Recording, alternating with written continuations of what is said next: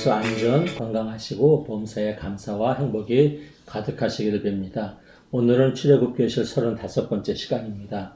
지난 시간에 우리는 성소, 성막에 대한 말씀을 함께 배웠습니다. 하나님께서 이스라엘 백성들에게 내가 너희와 함께 거할 이 성소를 만들라 하셨습니다.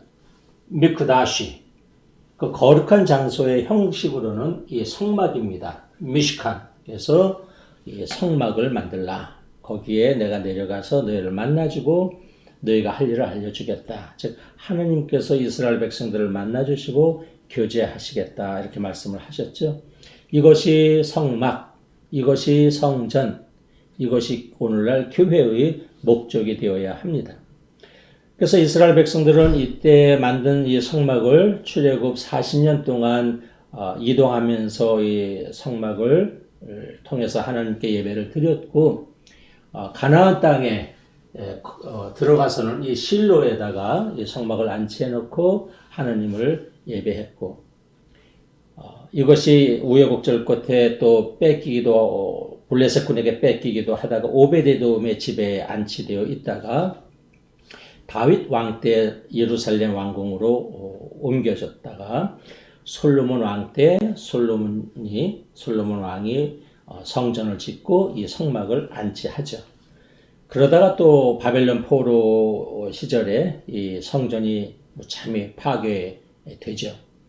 그러다가 바벨론 포로기 이후에 주룹바벨 성전을 다시 재건해서 오다가 헤로데 왕 때에, 예수님 시절이죠. 헤로데 왕 때에 다시 이 성전을 재건합니다. 그러다가 로마 제국에 의해서 주 70년경에 이 성전이 또 아주 초토화되죠. 다 파괴되어 버립니다. 그래서 이스라엘 유대인의 성전은 없어지죠. 그래서 지금도 유대인들은 성전 없이 회당, 시나고그, 회당 예배를 드리고 있습니다.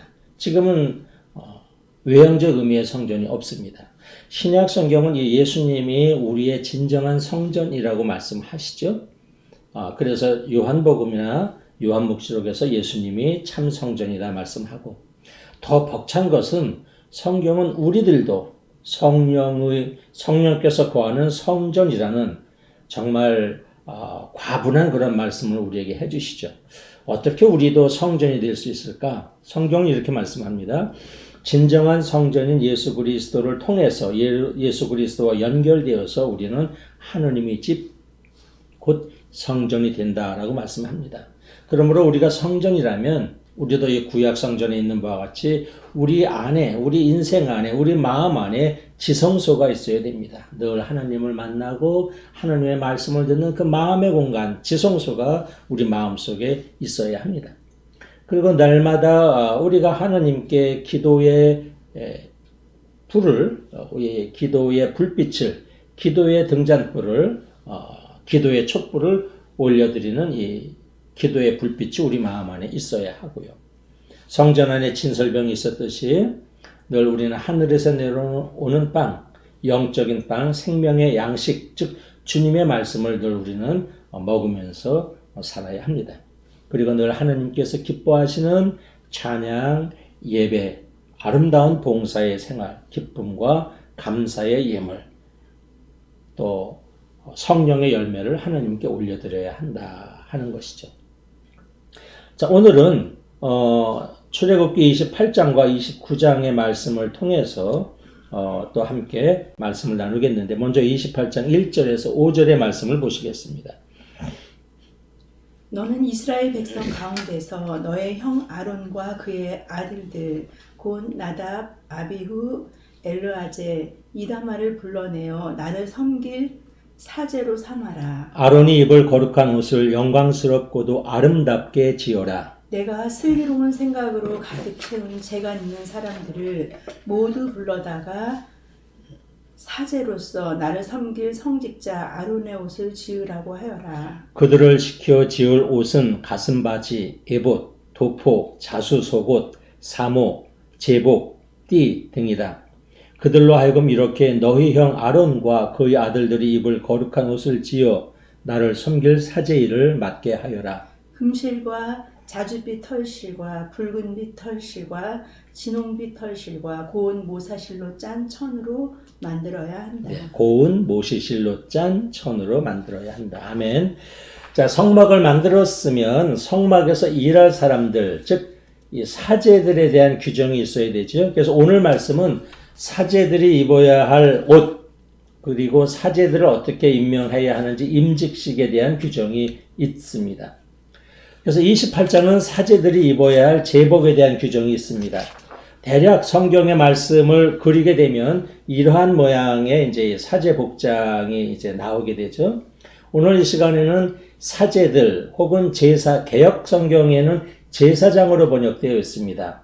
그래서 사제들 또는 제사장 같은 개념으로 쓰겠고, 또 제사장 중에 제사장, 대제사장이 있죠. 그래서 사제와 제사장을 같은 의미로 쓰고, 또 구별할 때는 대제사장이라는 말을 쓰겠습니다. 이것이 보통 그 당시 구약시대 성경에서 말씀하고 있는 사제들의 복장, 제사장, 이것은 대제사장의 복장인데, 대제사장의 복장에 대해서 이제 함께 말씀을 나누도록 하겠습니다. 우선 사제로 세울 사람들은 아론이고, 그 아론의 아들들인 나답, 아비후, 이다말, 엘르아잘을 이제 사제로 세우게 됩니다. 그래서 그들을 사제로 세우면 이제 옷을 입혀줘야 하지 않습니까? 그래서 이제 옷을 지으라 이렇게 되어 있죠. 옷은 우리 일상생활에서 여러 가지 아주 많은 의미를 담고 있습니다.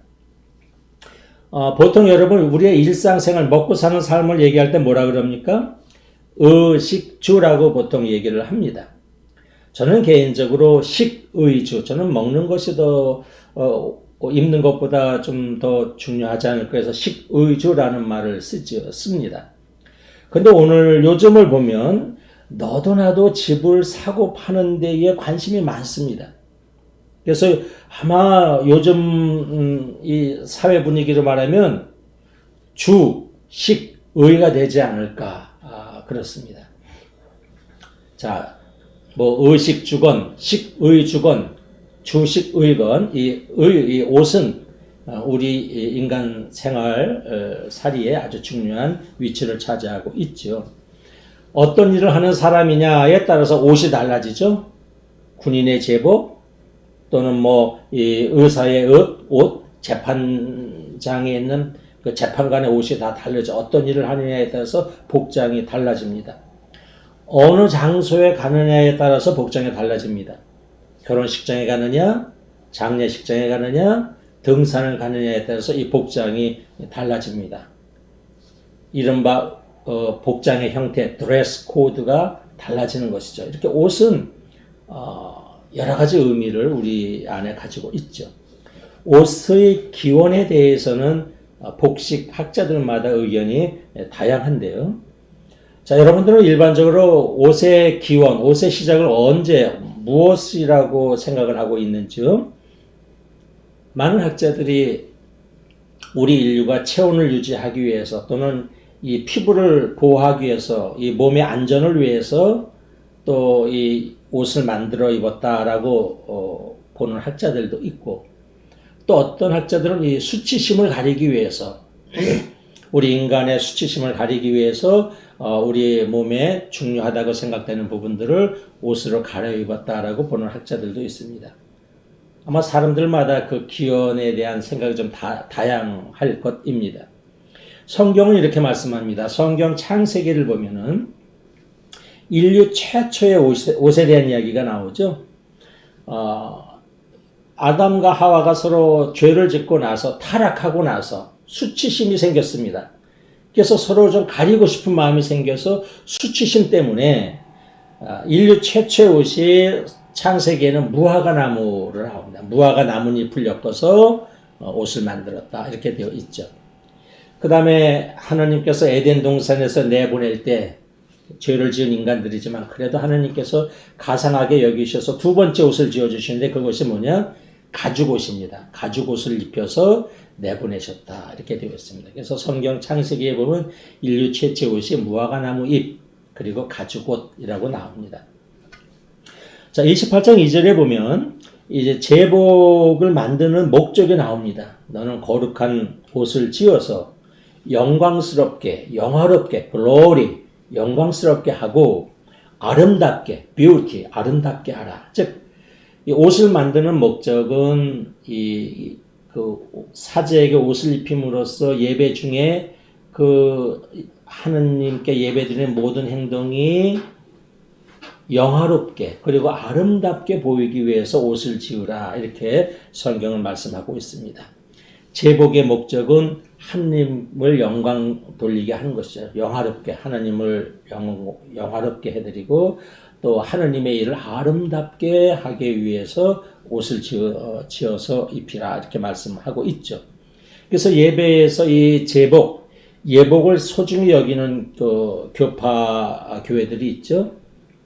기독교 가운데 성공회, 천주교, 정교회, 루터교, 감리교 등은 이 예배에서 예복을 아주 소중하게 여겨서 꼭 입습니다.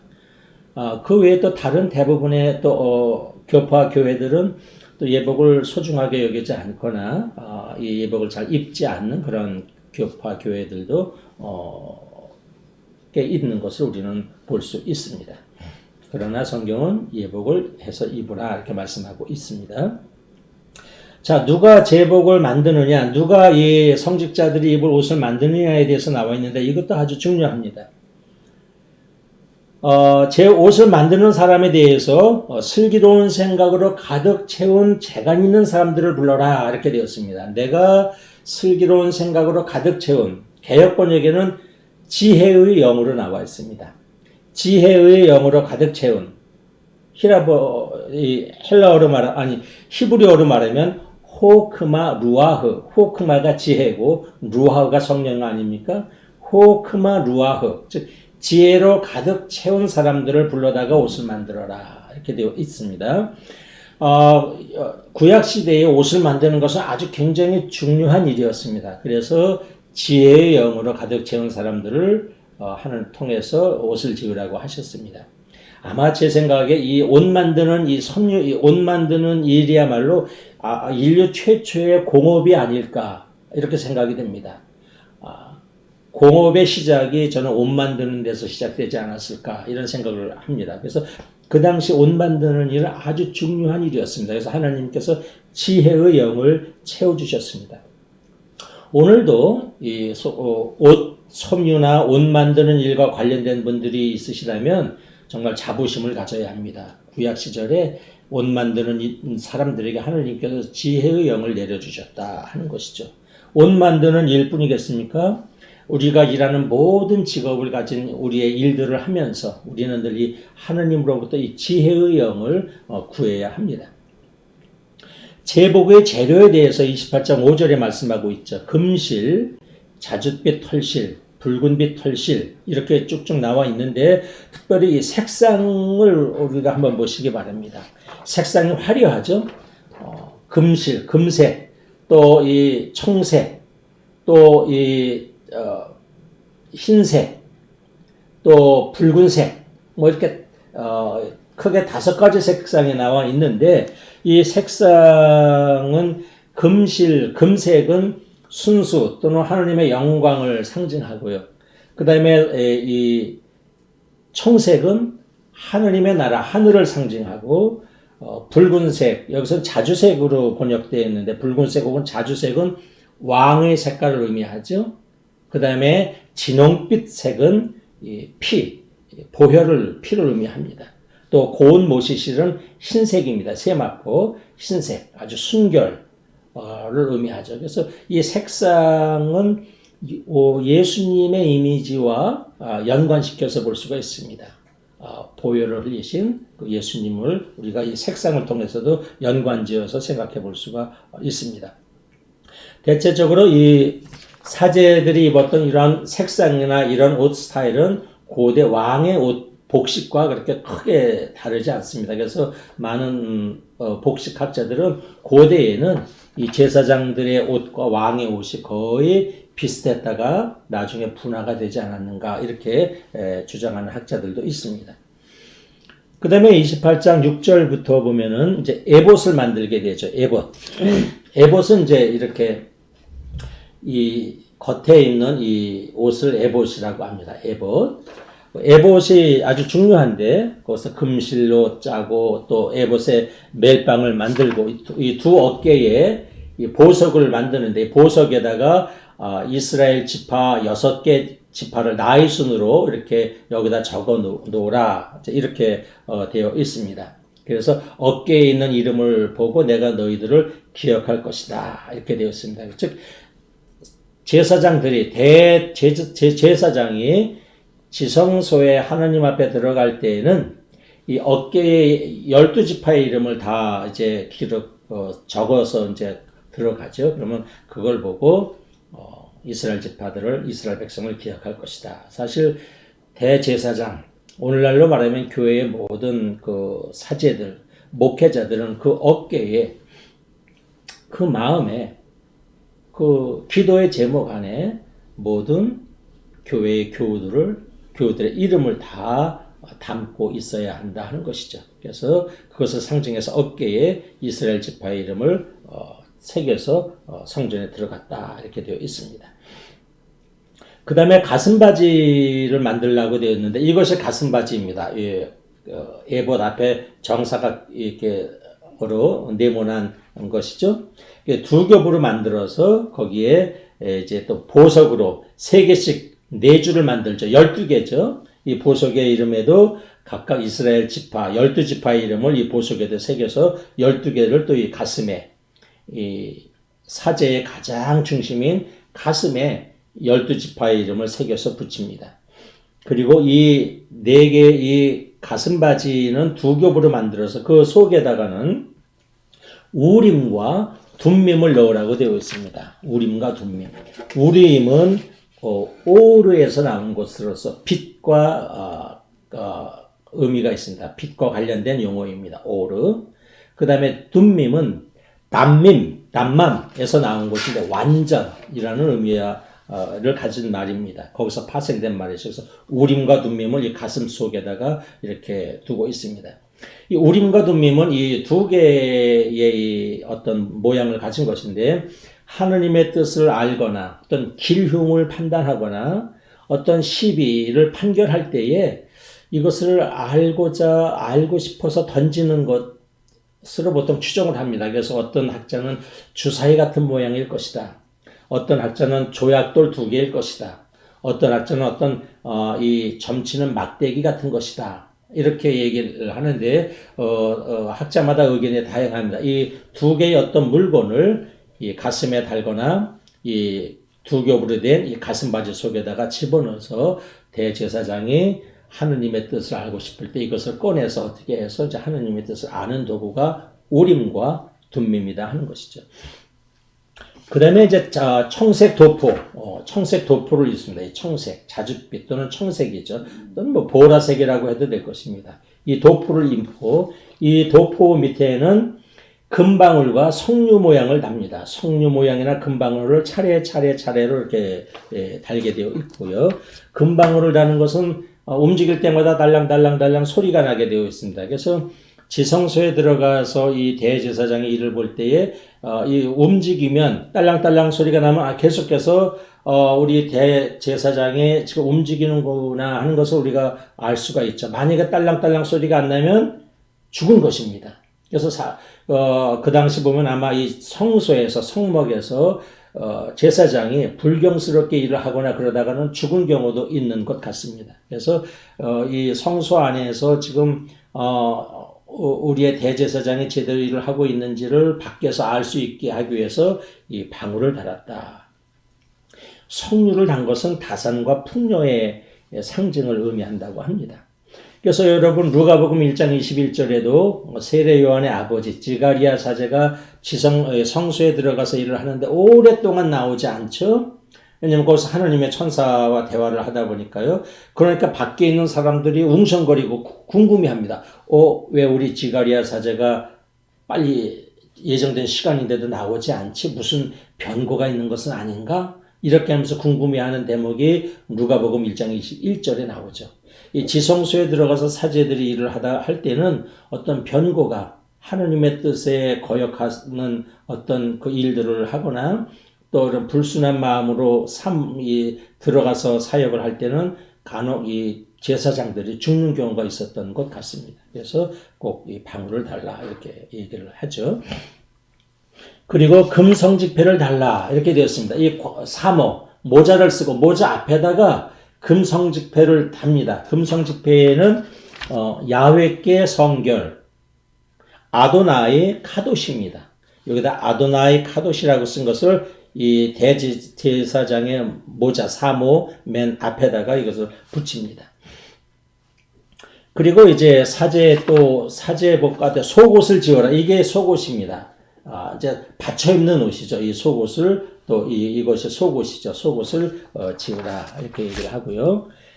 이 띠를 만들고 그 다음에 사모 또는 이 모자는 대제사장만 쓰고 대제사장이 아닌 제사장 일반 사제들은 2권을 썼습니다. 2권. 그래서 그 다음에 꼭 이 28장에 보면은 모시장방이를 꼭 입어라. 즉 오늘날로 말하면 속옷이죠. 이것이 이제 진정한 소복입니다. 이런 팬티를 꼭 입어라. 모시장방이. 왜냐하면 사제들이 하느님의 일을 하러 높은 곳에 올라갈 때 하체가 보이는 일들이 이방인 고대 근동의 다른 사제들 속에 많이 있으니까 하체를 보이지 말라고 그렇게 되어 있습니다. 그래서 그런 일이 그래서 이 모시장방이를 꼭 입으라고 되어 있습니다. 그래서 우리가 예배를 드리고 제대로 나아갈 때 거룩한 옷을 입어라. 그래야 죄지어 죽는 일이 없다. 이렇게 말씀합니다. 그 다음에 29장은 이제 사제의 직무, 임직식에 대해서 말씀하고 있죠. 사제를 제사장을 세우는 목적은 나를 섬기는, 즉 하느님을 섬기는 사람, 하느님 앞에 나와서 봉사하고 예배하는 사람이 이제 이 제사장을 세우는 목적입니다. 즉 하느님을 섬기게 하기 위해서 사제를 제사장을 섬기는 것입니다. 세우는 것입니다. 그리고 그냥 사제를 세우는 것이 아니라 임직식을 하는 이유는 그 사제를 제사장을 거룩하게 하기 위해서 이제 임직식을 갖는 것이죠. 그래서 이 거룩이라는 것은 우리 구약 성경에서 굉장히 많이 나오죠. 거룩, 카도시. 사실 하나님이 우리를 부르신 목적이 이 거룩입니다. 거룩. 데살로니가 전서 4장 3절을 한번 보겠습니다. 하느님께서 여러분에게 원하시는 것은 여러분이 거룩한 사람이 되는 것입니다. 예, 하느님이 우리에게 원하시는 것은 우리가 거룩한 사람이 되는 것이고 하느님이 우리를 부르신 목적도 거룩하듯입니다. 거룩한 사람이 되는 것. 거룩한 사람이라는 것은 이 세상에서 쉽게 말하면 구별되게 사는 것이죠. 구별되게 산다는 것은 저절로 구별이 되지 않습니다. 그 사람의 삶의 자리가 인생의 목적이 내가 누구냐 하는 나에 대한 정체성이 나의 소속감이 다를 때 우리는 구별된 삶을 살 수 있습니다. 그래서 구별된 삶을 산다는 것은 나의 정체성, 나의 소속감, 내가 어디에 속한 사람이냐라는 이 소속감이 다를 때 우리는 구별되게 살 수 있습니다. 우리가 하늘의 사람, 하느님에게 속한 사람으로 살 때, 하느님의 사람으로 살 때, 하느님의 백성으로 살 때 우리는 카도시, 거룩한 삶을 살 수 있습니다. 그래서 사제를 세우는 목적은 그 사제를 거룩한 사람으로 또 그 직무를 거룩한 직무로 만들기 위해서다. 이렇게 성경은 말씀하고 있죠. 임직식의 절차가 나오는데 만남의 장막 앞에서, 즉 이 만남의 장막 앞에서 이제 임직식을 갖습니다. 만남의 장막 앞에서 이제 임직식을 갖는데 먼저 제물을 준비합니다. 숫송아지 한 마리, 숫양 2마리 제물을 준비하고 세 종류의 빵을 준비하고요. 그 다음에 만남의 장막 문간으로 나와서 이 앞에 나와서 목욕을 하게 합니다. 목욕 재개죠. 이건 기본적이죠. 목욕을 해서 정결하게 합니다. 목욕하기 전에는 이 성막에 들어갈 수 없어요. 목욕을 하게 하고요. 그 다음에 이제 지금 조금 전에 만들었던 그 옷들을 이제 사제에게 입히죠.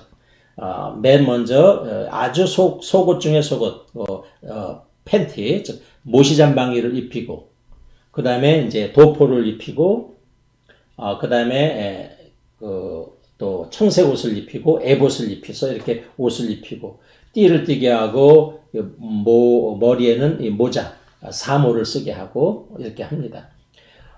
그 다음에 성별하는 기름을 이제 발라주죠. 성별하는 기름을 발라주고 이렇게 하고 난 다음에 이 성막 앞에서 이제 제물을 드려야 합니다. 그래서 보면은 이제 속죄제, 송아지 2마리, 송아지 1마리를 갖다가 송아지 위에다가 2 손을 얹습니다. 사제들이 가지고 있는 죄를 이 송아지에게 다 옮기는 겁니다. 그래서 송아지가 나 대신 애매한 송아지가 나 대신 죽는 것입니다. 즉 지금 사제가 성직자로 되기 위해서는 사제들이 가지고 있는 모든 죄를 송아지에게 얹어서 나 대신 이 송아지가 죽습니다. 그러니까 사제로서는 여러분 늘 그 마음에 그 부담이 있죠. 내가 사제가 되기 위해서 죄 없는 애꿎은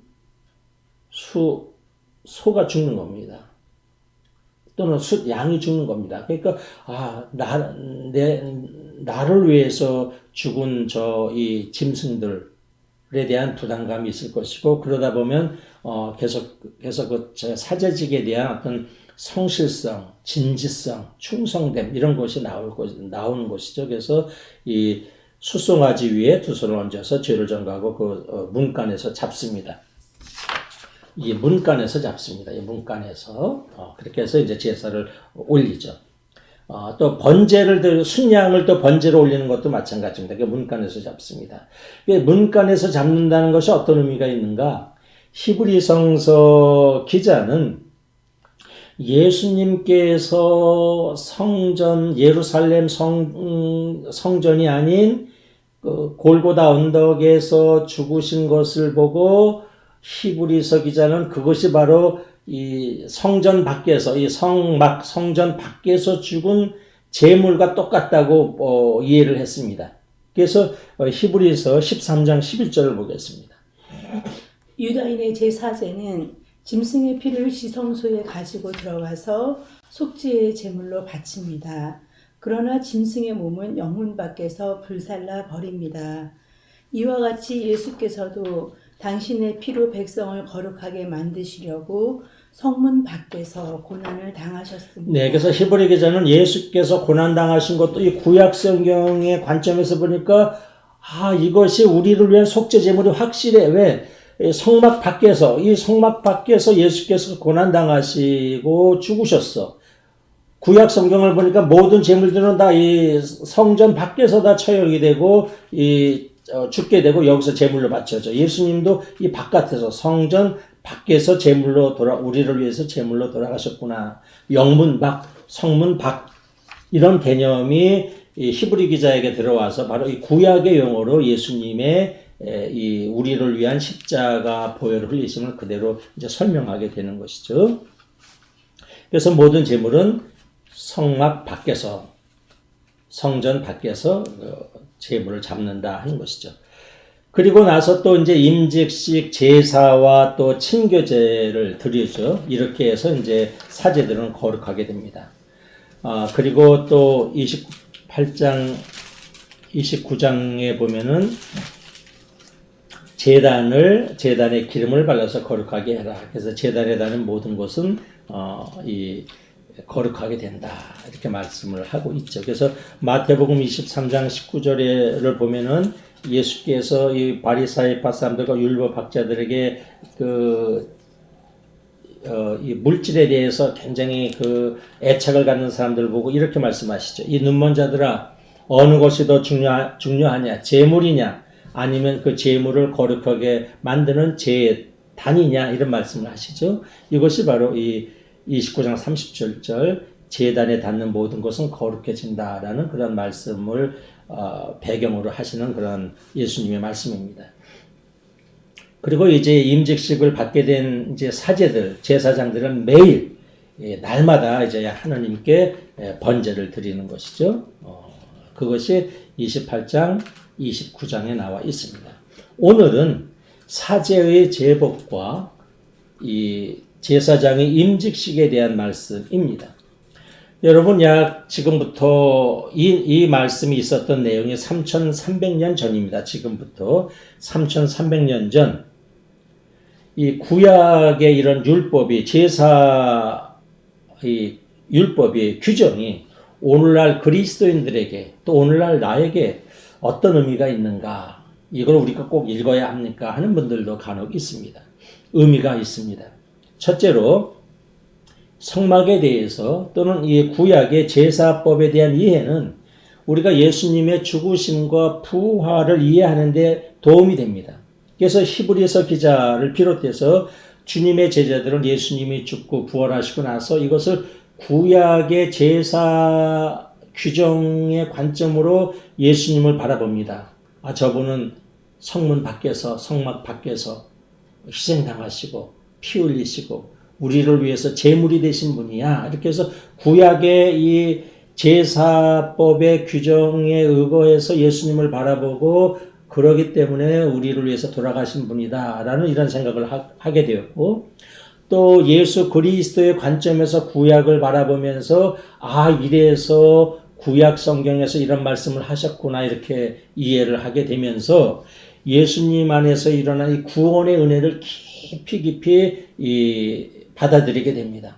그래서 성막이나 구약의 제사법에 대한 이해를 우리가 충분히 하게 되면 신약 성경을 이해하는데, 즉 예수님의 구원 사역을 이해하는데 훨씬 많은 도움을 받게 되고, 또 예수님의 십자가 구원 사역의 관점에서 구약 성경을 바라보면 구약 성경의 또 이해가 더 깊어집니다. 그렇기 때문에 성막이나 제사법에 대한 이해는 좀 지루하실지라도 우리가 기도하면서 차분히 우리가 이 성경을 읽을 필요가 있습니다.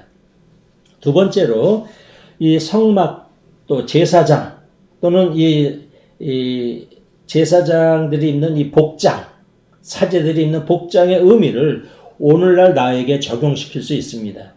자, 베드로전서 2장 9절을 보면, 자, 신약 성경은 우리를 사제들이라고 말씀합니다. 한번 보시죠. 그러나 여러분은 선택된 민족이고 왕의 사제들이며 거룩한 결례이고 하느님의 소유가 된 백성입니다. 네, 베드로전서는 우리에게 여러분은 왕 같은 사제들이라고 말합니다. 여러분, 우리들이 사제라고 성경은 말씀하죠. 그래서 기독교의 개혁을 이끈 마르틴 루터는 모든 그리스도인들은 다 사제들이다. 그래서 이른바 만인 사제직 혹은 만인 제사장직을 마르틴 루터가 주장하지 않습니까? 모든 크리스천들은 사제들이라는 것입니다. 모든 그리스도인들은 예수님의 십자가 은혜로 하느님 앞에서 세상 사람들에 대하여 사제요 제사장이라는 것입니다. 즉 우리는 예수 그리스도의 십자가의 보혈로 성별된 사람들, 카도시 즉 거룩함을 입은 사람들, 세상에서 거룩하게 살아야 할 왕의 사제들이라고 성경은 말씀합니다. 자, 우리가 사제들이라면 사제의 복장, 저 구약 성경에서 말씀한 이 제사장들이 입어야 할 사제의 복장을 입어야 하지 않겠습니까? 그래서 이 사제의 복장을 오늘 어떤 옷을 우리가 제사장, 오늘날 우리 주님의 사제들로서 우리는 어떤 옷을 입어야 하는가? 갈라디아서 3장 27절입니다. 세례를 받아서 그리스도 안으로 들어간 여러분은 모두 그리스도를 옷 입듯이 입었습니다. 네, 그리스도의 옷을 입으라고 말씀합니다. 사제들은, 왕의 사제들, 오늘날 주님의 사제들은 그리스도의 옷을 입어야 한다라고 성경을 말씀합니다. 이것이 오늘 우리들이 입어야 할 크리스찬 사제로서 우리들이 입어야 할 옷입니다. 그래서 에베소서 6장을 보면 더 구체적으로 우리들이 입어야 할 옷에 대해서 말씀하고 있죠. 우리가 잘 알고 있는 것이죠. 허리에는 진리의 허리띠를 띠고 가슴에는 이 사제들의 이 가슴에는 정의로 무장을 하고 의의 무장을 하고 발에는 평화의 복음의 신발을 신고 손에는 믿음의 방패를 들고 머리에는 머리에는 구원의 투구를 쓰고 그리고 성령의 칼, 즉 하나님의 말씀을 가지고 가야 한다라고 되어 있습니다. 이것이 크리스천 사제들이 옷 복장의 모습입니다. 자, 이 시대에 우리는 하느님의 거룩한 사제, 제사장이라는 영적 정체성을 가지고 살아야 합니다. 그리고 제사장이 합당한 거룩한 옷인 그리스도의 옷, 곧 사랑의 옷 입어야 합니다. 말씀의 옷 입어야 합니다. 성령의 옷 입어야 합니다. 겸손의 옷 입어야 합니다. 요한묵시록에서 말씀하고 있는 고운 모시옷, 흰 옷을 입어야 합니다. 성령의 옷을 입어야 합니다. 그래서 이러한 거룩한 옷을 입고 하느님을 섬기고 또 이웃을 지극히 섬기는 그런 제사장적인 삶을 살아가는 저와 여러분이 되기를 주님의 이름으로 축복합니다. 여러분 감사합니다.